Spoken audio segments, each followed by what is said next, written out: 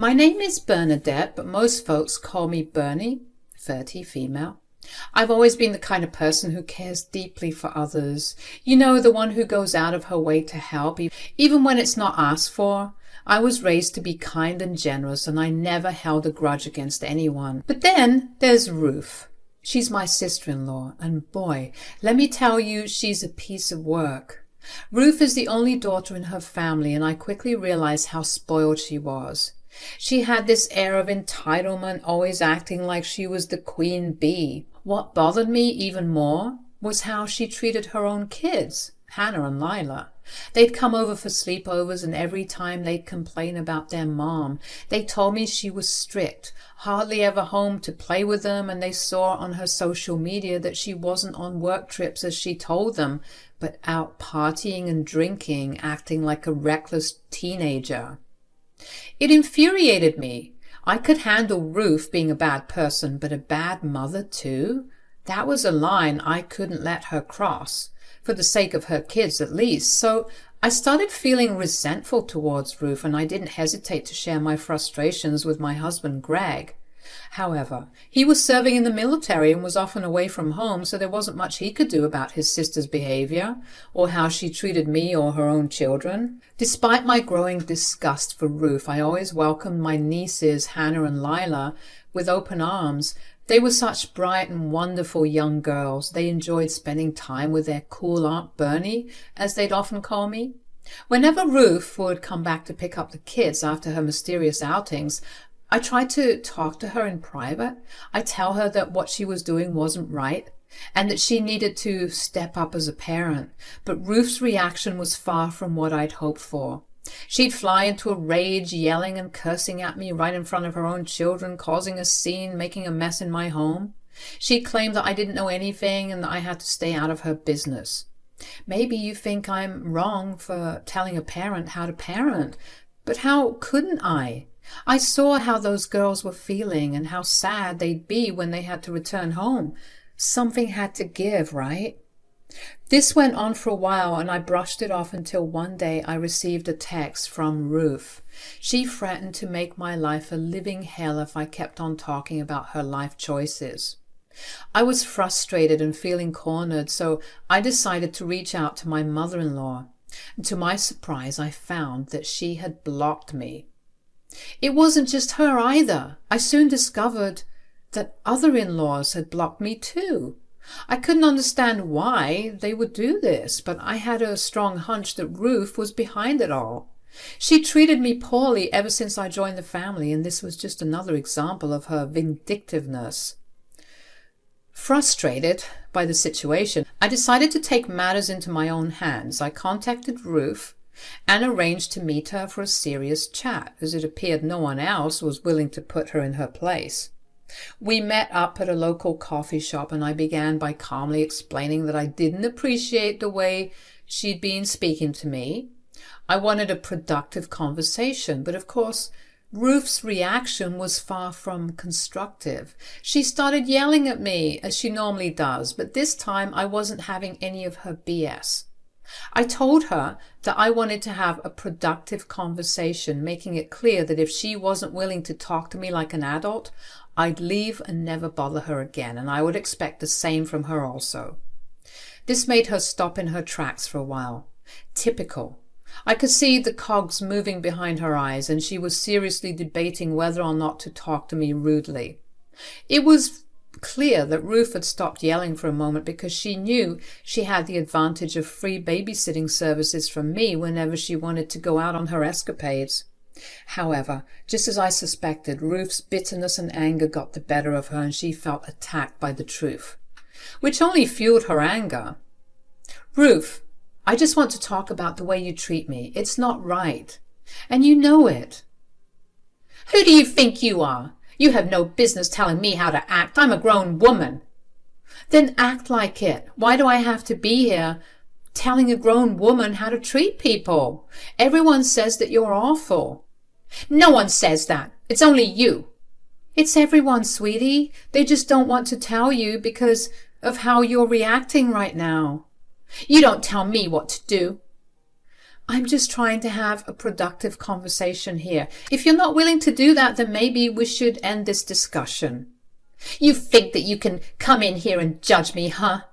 You judge my parenting like your Mother Mary. You know what? I'm going to make your life a living hell, Bernie. I'm going to make sure that no one speaks to you in this city ever again. How would you like to be branded as a wife who's cheating on her man, who's serving the country? It's not like it hasn't been done before. Everyone will believe me, and no one will believe you. Why are you so full of hate and anger? It's not enough that you've convinced all of our in-laws to block me, and now you're threatening to spread rumors about me? You're honestly sad and pathetic. We went back and forth for a short while, and I was just completely drained from this sad, bitter woman. I'm done, Ruth. I can't deal with your behavior anymore. As I was walking out of the cafe, Ruth was shouting insults and lies about me, making me seem like I was the bad guy in the situation. Feeling drained by the confrontation with Ruth, I decided to take a step back and focus on my own life, wanting to avoid the negativity that my sister-in-law brought into my world. Meanwhile, Hannah and Lila began reaching out to me more frequently after that altercation at the cafe. They would sometimes be left alone for days on end, with no one to care for them, being forced to fend for themselves. I obviously grew worried about the well-being of my nieces, especially after learning that Ruth had become even more hostile towards them since Child Protective Services, CPS, had paid a visit. I was the one who decided to call CPS because I genuinely didn't know what else I could do. I couldn't just sweep up the kids myself. Ruth was so crazy she might have charged me with kidnapping. I called CPS hoping that they would protect my nieces. However, the situation remained unchanged. Ruth always seemed to get wind of CPS's potential visits, and that's when she would put on her Mother of the Year hat and act like she was the best mother in the world. Hannah and Lila would tell me on the phone that this CPS visit made Ruth more hostile towards the kids, and I was caught between my desire to help my nieces and her fear of making their lives even worse. Every so often, when Hannah would tell me that Ruth wasn't around, I would drop off food and drinks and board games at their home. If I was feeling extra risky that day, I'd sit down with them and hang out because no kid should be left alone. I just couldn't help but wish that Ruth would put her pride aside and ask for help in taking care of the kids. She knows that I loved those babies to death and that Ruth could spit in my face, but I would still take care of Lila and Hannah. But Ruth's stubbornness seemed permanent. I couldn't believe my eyes when I opened the door and saw Ruth standing there. She looked disheveled and helpless, like she'd spent the last few nights on the streets. "Ruth, what are you doing here?" She hesitated for a moment and then revealed something that left my jaw on the floor. "Bernie, I don't know where else to turn. I've hit rock bottom and I need money fast. It's for the kids." I could feel the weight of her request, but her previous actions had made me cautious. "Why not ask your own family for help, Didn't you say you hated me and you wanted nothing to do with me?" "I did ask my family, and they helped me out already. I can't go back to them now. This money is urgent, Bernie. Cut the holier-than-thou crap and help me, please."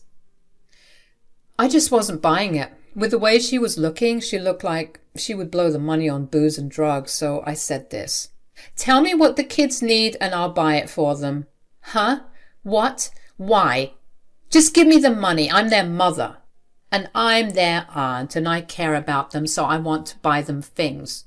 "Why do you always act this way? Why can't it ever be simple with you? You always want to argue with me." Her frustration grew and she lashed out. "You're supposed to be family, Bernie. You won't even help your struggling in-law and your own nieces." That's funny, because not long ago you were the same one trying to distance me from the family, no? "That's all in the past, Bernie. I can't stand you sometimes. Why did I even come here?" "Because you're struggling and you need help, but not in the way you think. I think you're going through something, and I'm here to help you if you just let—" "I don't want your help. I don't need your help. Coming here was clearly a mistake. Thanks for reminding me how useless you are." She turned away to storm off, but I was feeling angry, so I said, "One day you're going to get caught for all the crap you're doing. Those babies deserve a present mother, and you know it." She stopped in her tracks and said, "So it was you who called CPS. I have half a mind to teach you a lesson about snitching." For a moment it seemed like she wanted to start a fight, and I was getting ready for it, but then she stopped. I think she must have remembered her desperate need for my help, and she knew that putting her hands on me would end our relationship for good. Without another word, she stormed off, leaving me feeling so sad for her. A couple of weeks went by and I continued to receive texts from Hannah and Lila. They described how Ruth was indeed spending more time at home, but it was far from what they had hoped for. Instead of a caring mother, she was drinking heavily and complaining about life incessantly. Hannah and Lila's messages filled me with deep sympathy for them. I wished I could whisk them away from that environment to offer them the stable, nurturing home they needed. It became increasingly evident that their mother was only home more often to give the appearance of being a responsible parent. The truth, however, was far from it. Then one night I received a call from Hannah and Lila, and their voices trembling on the other end of the line. I could hear the shakiness in Hannah and Lila's voices as they spoke to me, and it tugged at my heartstrings. "Aunt Bernie, things aren't okay here. We really miss you. Why don't you come to visit us?" "Yeah, Aunt Bernie, I miss your cookies and your stories." I felt a lump in my throat, but replied with as much reassurance as I could muster. "I miss you both so much, and I promise you we'll find a way to spend time together.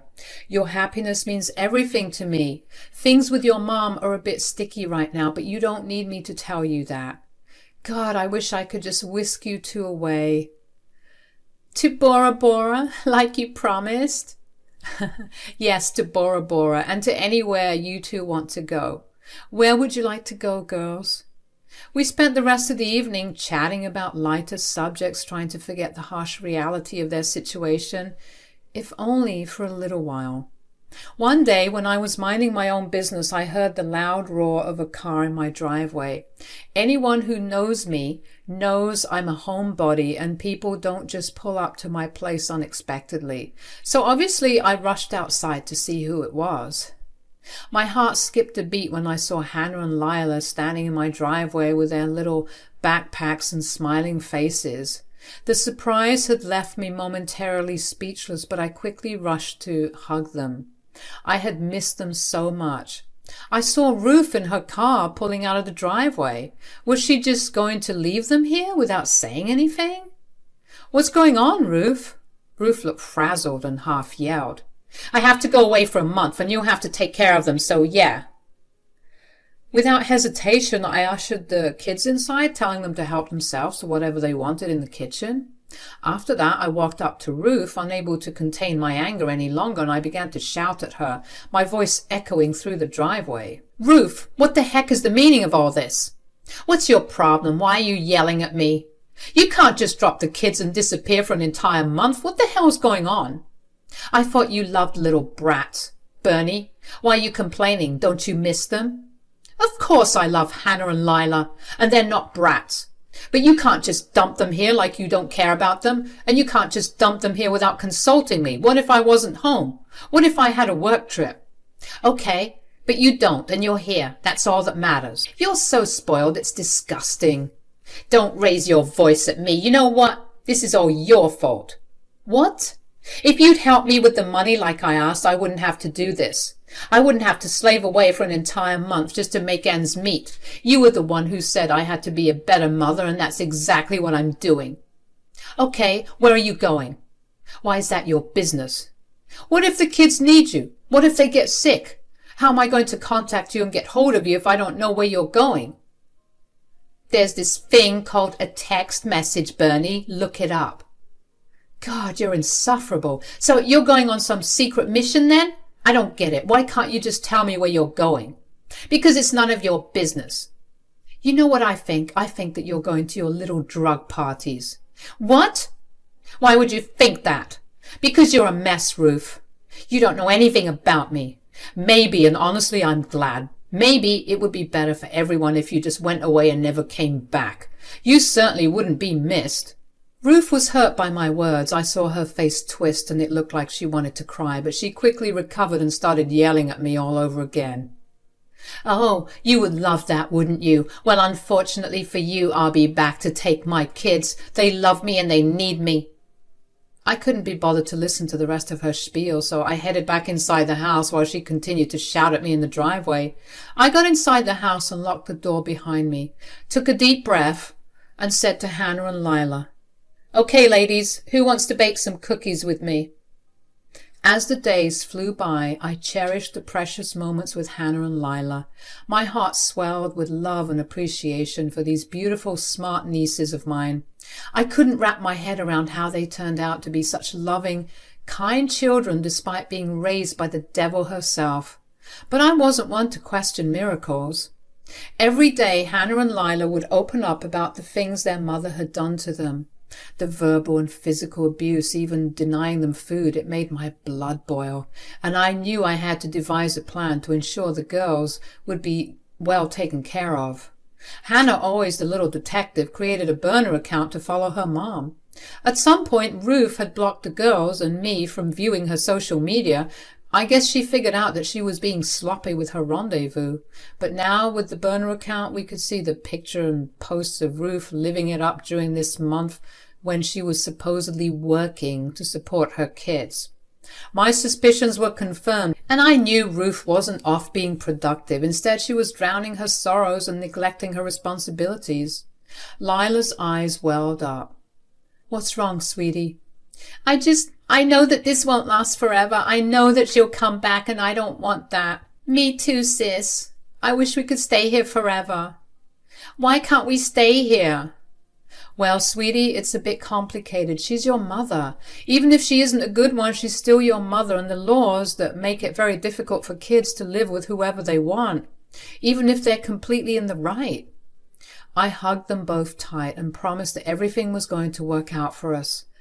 I told them I would figure something out and make sure that they were protected, even if I couldn't physically be there for them. As the month was ending, Hannah and Lila grew increasingly nervous. The thought of going back home with their horrible mother didn't bring them any comfort. I tried my best to stay strong and calm for their sake, but I couldn't deny it. I was also feeling pretty sickly and nervous too. That Ruth lady was something special. True to form, Ruth arrived a day later than expected, and when she stepped out of the car, she looked like a complete mess. Her hair was disheveled, her eyes bloodshot. She clutched a cigarette between her shaky fingers. Hannah and Lila were still clinging to me. "Come on, girls, I don't have all day. Get in the car." Ruth waited for her children to run to her. She probably envisioned it, but they didn't. Frustrated, Ruth began yelling at her kids, ordering them to move and come to her so they could go home. She even tried to bribe them with the promise of pizza, but it didn't work. "Aunt Bernie, I don't want to go with her. Please don't make us go with her." And that moment right there completely broke my heart. I mean, how could I say no to that? I just couldn't. I mustered up the courage and said, "Ruth, I don't think the girls want to leave." She looked shocked, probably not expecting such a standoff, and slowly she moved closer, and that's when Hannah, with newfound bravery, spoke directly to her mother. "We don't want to go home. You're mean to us." Ruth was yelling louder at this point, drawing attention to this otherwise chilled and quiet neighborhood, and I was feeling nervous and embarrassed because I didn't want things to escalate. "What the hell are you talking about, little brat? I'm your mother." "No, you're not our mother." "Excuse me? You heard me. I don't even want to call you Mom anymore." "Yeah, me neither. You're not my mom. Aunt Bernie is." "Aunt Bernie is more of a mom to us than you ever were." "Oh, I see what's going on. You've brainwashed them, huh? This was your plan all along, wasn't it? To get them to be on your side and to leave me in the dust." "Ruth, I can assure you, I never told them to say any of this. I'm hearing it for the first time, too. We're not lying. We want to stay with you. You're our real mom." "Why do you even care, Ruth? Wouldn't it be better this way? You never wanted us, and you don't even love us. So why can't you just let us live with Aunt Bernie?" Ruth seemed stumped at this point. She started blubbering and muttering some excuses, but it was all nonsense. It seemed like she had finally shut up. Being denied as a mother and having your kids call someone else their mom must have cut her pretty deep, because I've never seen Ruth that embarrassed before. I I don't know what to say. Let's be honest here, Ruth. The kids have a point, and I think they're old enough to know what they want and what they don't want. And clearly they don't want you. But why? Why doesn't anyone want me? Oh, come on, Ruth. Don't act like you didn't do this to yourself. You've been such a horrible human being. So don't be surprised when people don't want to be around you anymore. I just didn't think that my own kids would deny me. Your daughters are the smartest, most beautiful people I know. You couldn't have treated them so poorly and expected them to love you unconditionally. That just doesn't make any sense, Ruth.